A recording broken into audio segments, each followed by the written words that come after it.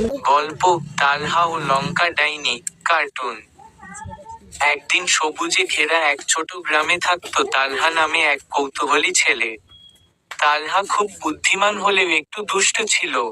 নতুন কিছু দেখলেই তার হাত চুলকাত। গ্রামের শেষ প্রান্তে ছিল এক পুরনো ঝুপড়ি ঘর। সবাই বলতো সেখানে থাকে লঙ্কা ডাইনি, যার জাদু নাকি ঝাল লঙ্কা দিয়ে করা কেউ তার কাছে যেত না। কিন্তু তালহার ভয় ডর ছিল না। একদিন বিকেলে তালহা খেলতে খেলতে সেই ঝুপড়ির কাছে চলে যায়। হঠাৎ খট খট শব্দ। ঝুপড়ি থেকে বেরিয়ে আসে এক বুড়ি, লাল শাড়ি, জল, হাতে লঙ্কার মালা। ডাইনি, কে ওখানে? কে আমার লঙ্কার গন্ধ শুকছে?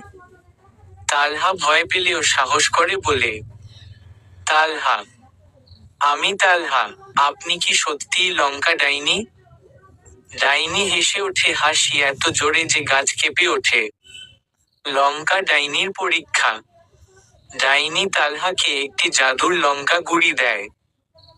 ডাইনি, এই লঙ্কা যদি খারাপ কাজে ব্যবহার করিস, তুই বিপদে পড়বি। আর ভালো কাজে কর, কার ই নায়ক হবি। জাদুর শুরু। হঠাৎ তালহার মুখ দিয়ে আগুনের মতো ধোঁয়া বের হয়। সে যেখানে হাঁটে, সেখানে লঙ্কা গাছ গজায়। গ্রাম ভরে যায় লঙ্কায়। লোকজনের চোখ জ্বলে, সবাই ভয় পেয়ে যায়। গ্রামবাসী, এই ছেলে সর্বনাশ করে ফেলেছে। তালহার চোখে পানি চলে আসে। তালহার ভালো সিদ্ধান্ত। তখন তালহার মনে পড়ে ডাইনির কথা।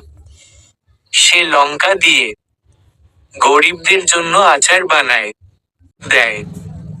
বাজারে লঙ্কা বিক্রি করে গ্রামের উপকার করে। ধীরে ধীরে গ্রাম আবার সুখী হয়। ডাইনির সত্য রূপ। হঠাৎ লঙ্কা ডাইনি আবার আসে। কিন্তু এবার সে আর ভয়ঙ্কর নয়, হাসি মুখে। ডাইনি, আমি আসলে ডাইনি নই। আমি এই গ্রামের রক্ষক। তুই প্রমাণ করেছিস ভালো মন থাকলে জাদু ও আশীর্বাদ হয়। ডাইনি তালহার কপালে হাত রাখে। সব জাদু থেমে যায়। তালহা সবার কাছে ক্ষমা চায়। তালহা, আমি শিখেছি শক্তি নয়, ভালো ব্যবহারই আসল জাদু।